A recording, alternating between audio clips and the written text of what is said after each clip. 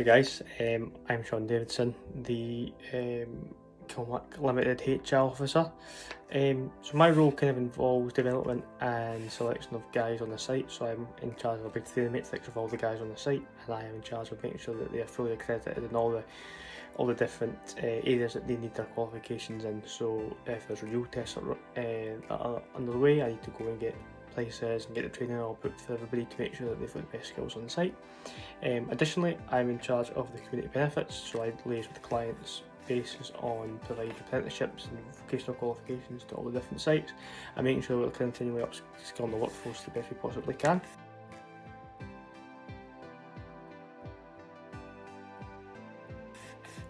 In addition to that, I'm in charge of processes and procedures for the company, so if there's a streamlining opportunity or there's an area that we can do better than we have previously, I will be the one that will go in and write the process and procedure and communicate it to the rest of the company.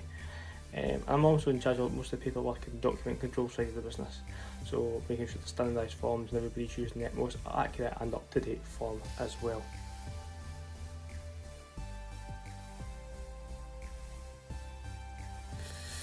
I've been doing this now for 18 months and really rewarding. Why this career is a good question, because I went to university for 4 years. At University of Stirling I studied business studies, so that opened a lot of different pathways for me. There's a lot at that point I could have gone and done. However, I chose to look at talent retention and talent development within small and medium-sized enterprises as a dissertation. At the time, I didn't really have an inroad to businesses, but obviously I knew the directors of Kilmac, so I actually asked the directors of Kilmac if they would mind me coming in to talk to their staff. So I went in and talked to the staff about what makes them tick up for work, how they like to, things they like about their job, things they don't like, how they see themselves developing within the role, and what makes them stay within the company that they're in. And off the back of that, I was offered the position that I am in now, which was actually currently under somebody else, but recently developed into that person left, so it's kind of fallen to myself and another person to take it on.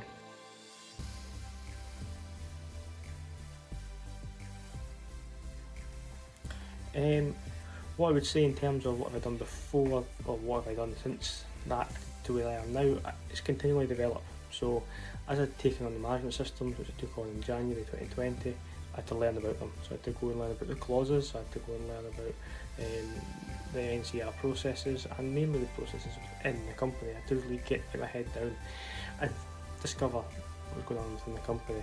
That was really important. And also I've done Microsoft Excel courses at Dundee College. I've done other courses to try and develop professionally, and that's the best advice I can give you. Don't settle on just learning and getting yourself into a job. You have to develop in the job to the role to make yourself the best version of yourself when you're in that role.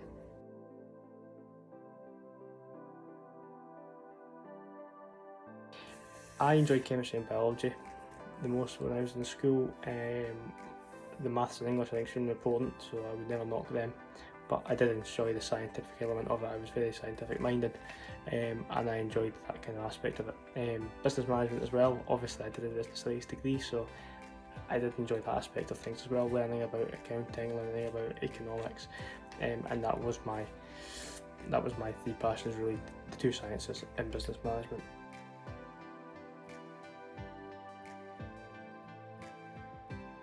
Probably my learning experiences whilst at university influenced my career. People I met around me at the time, the guidance I received.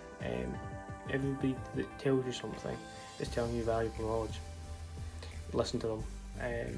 It might not be something you agree with, but it might be useful information moving forward. So always listen to what people tell you, because it is valuable to listen to people, and people will try and guide you the best they can if they care about you.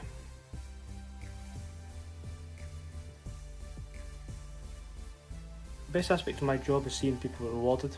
Is when you phone somebody up and tell them they've got a job, or they're getting training, or their face when you hand them over a certificate. That's the most rewarding thing about my job. It's the fact that we're giving people the opportunity to develop themselves, and it's really rewarding. It is really rewarding, and it's something that I do enjoy.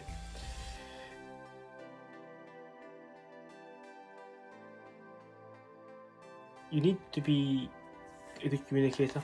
You need to be able to work as part of a team. You need to be able to work individually at times to get things done, but you need to be able to collaborate with different people to get everything ticked off the list that needs to be done. Without people around you, you can't operate. You need people to communicate with you. You need people to be a good team worker in all businesses, in all walks of life, to be honest with you, to get things done. But you need to have that edge and that drive to go in yourself and to go the extra mile to complete a task.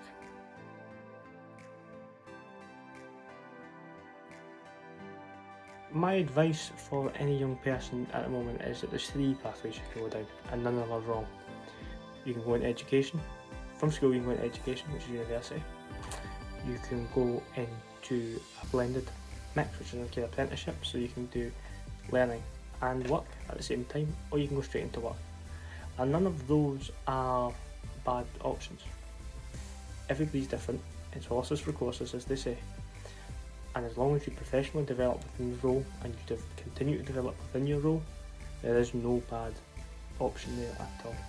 So my best advice for you guys is to, no matter what you do, continue to develop, continue to pick up any qualifications that you can, and you one day, you'll be satisfied with what you're doing. Alright, thanks guys.